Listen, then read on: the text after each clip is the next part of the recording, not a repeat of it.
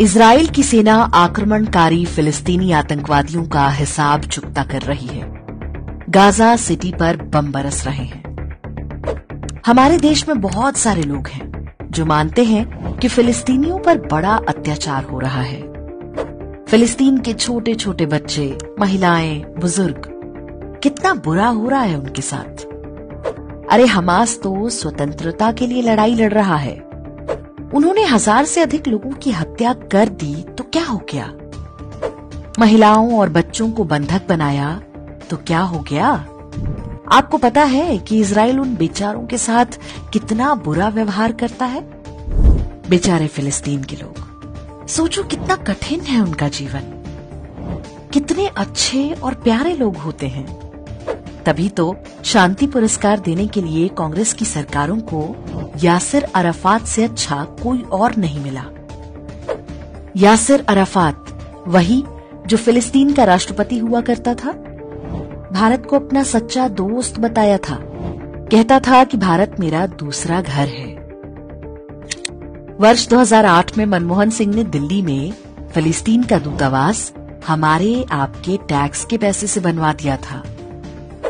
फिलिस्तीन के लोग इतने प्यारे कि भारत की सरकारें चाहे कितनी भी दोस्ती निभाएं, कश्मीर के मुद्दे पर वो हमेशा पाकिस्तान का साथ देते हैं। कारण तो आपको पता ही होगा, हम तो काफिर हैं ना, वाजिबुल कत्ल हैं। हमारा कत्ल करना उनकी आसमानी किताब का हुक्म है।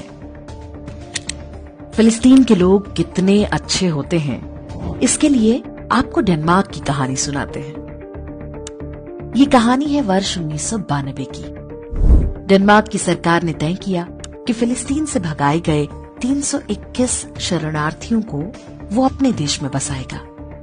बेचारे इतनी लुटी पिटी हालत में डेनमार्क पहुंचे थे कि सबको उन पर दया आ गई। पहली बार हुआ कि डेनमार्क की संसद ने विशेष कानून बनाकर 321 फिलिस्तीनी शरणार्थियों को डेनमार्क की नागरिकता दे दी। तो उन 321 लोगों ने डेनमार्क की सरकार और जनता का बहुत धन्यवाद किया होगा। आप बेघर हों और कोई आपको रहने के लिए घर दे दे, तो इससे बड़ा उपकार क्या होगा भला? उन 321 फिलिस्तीनी शरणार्थियों ने तो जीवन भर उस एहसान का बदला चुकाया होगा। वर्ष 2019 में डेनमार्क की एक संस्था ने इन 321 फिलिस्तीनियों का पूरा डेटा निकलवाया और जो बातें पता चली सुनकर आपके होश उड़ जाएंगे। डेनमार्क में शरण पाने वाले 321 लोगों में से 204 गंभीर अपराधों जैसे कि हत्या, बलात्कार और डकैती में पकड़े गए। अर्थात डेनमार्क ने जिन फिलिस्तीनियों को मानवता के नाम पर शरण दी थी, उनमें से 64% दुर्दांत अपराधी थे। सभी 321 फिलिस्तीनी शरणार्थियों ने डेनमार्क की जनता के टैक्स के पैसे पर चलने वाली वेलफेयर स्कीमों का लाभ उठाया। चूंकि जीवन जीने के लिए पर्याप्त पैसे डेनमार्क सरकार दे ही रही थी, तो किसी ने नौकरी चाकरी या व्यापार करने की नहीं सोची। सबने एक्स्ट्रा इनकम के लिए अपराध को ही चुना। इन 321 लोगों ने मिलकर 999 बच्चे पैदा किए। अर्थात हर कपल को 6 से अधिक बच्चे हुए। कहने की आवश्यकता नहीं है कि सारा बोझ डेनमार्क के टैक्स पेयर्स ने उठाया। इन 999 बच्चों में से 34% गंभीर अपराधों में विभिन्न अदालतों द्वारा दोषी पाए गए। वर्ष 2011 में फिलिस्तीनी बच्चों का IQ टेस्ट कराया गया। 6 से 11 वर्ष आयु के 257 बच्चों के सैंपल पर टेस्ट हुआ। औसत रहा 85, यानी औसत से बहुत कम। अब कम IQ होना इतनी बड़ी समस्या नहीं है, लेकिन कम बुद्धि वाले इन लोगों को कोई जन्नत और 72 हूरों के सपने दिखा दे तो निश्चित ही समस्या गंभीर हो जाती है। जब ये सर्वे प्रकाशित किया गया था तो डेनमार्क के वामपंथियों और इस्लामिस्टों ने खूब शोर मचाया कि असहिष्णुता आ गई है, इस्लामोफोबिया फैलाया जा रहा है। यहाँ पर एक और ध्यान देने वाली बात है कि फिलिस्तीनियों को कोई अरब देश भी अपने यहाँ शरण देने को तैयार नहीं होता। जॉर्डन, इजिप्ट तो बयान जारी करके कह चुके हैं कि कोई फिलिस्तीनी उनकी सीमा में घुसने की कोशिश भी ना करे। अब जरा सोचिए कि भारत में क्या हो रहा है। करोड़ों की संख्या में बांग्लादेशी और रोहिंग्या घुसपैठिए बसाए जा चुके हैं, कुछ वैध रास्तों से और अधिकांश अवैध तरीकों से। भारत में तो पूरा शासन तंत्र उनके लिए सुरक्षा दीवार बना हुआ है।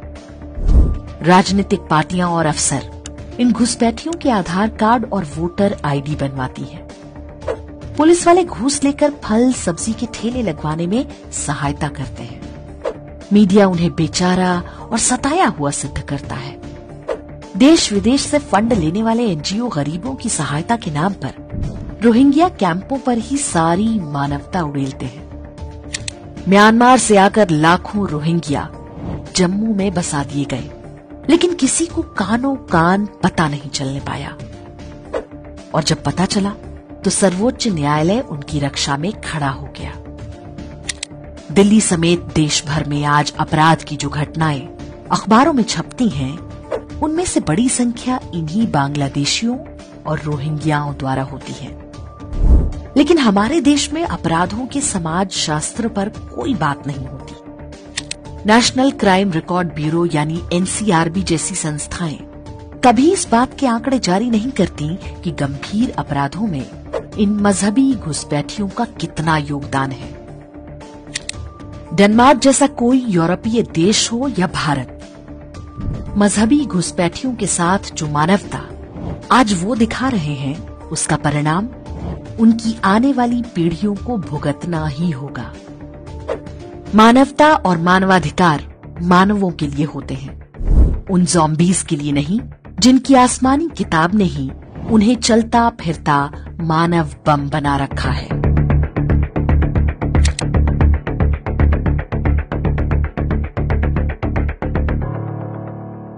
इंडेक्स ऑनलाइन के वीडियो समाज को समर्पित हैं। आप इनको डाउनलोड करके जैसे चाहे वैसे प्रयोग कर सकते हैं। चाहे तो आप हमारे टेलीग्राम चैनल से जुड़ सकते हैं, वहां सारे नए पुराने वीडियो आपको मिल जाएंगे। हमारे सोशल मीडिया लिंक हर वीडियो के डिस्क्रिप्शन में होते हैं। हमारा एकमात्र उद्देश्य हिंदू समाज को जागृत और एकजुट करना है। इसमें सहभागी बने। धन्यवाद।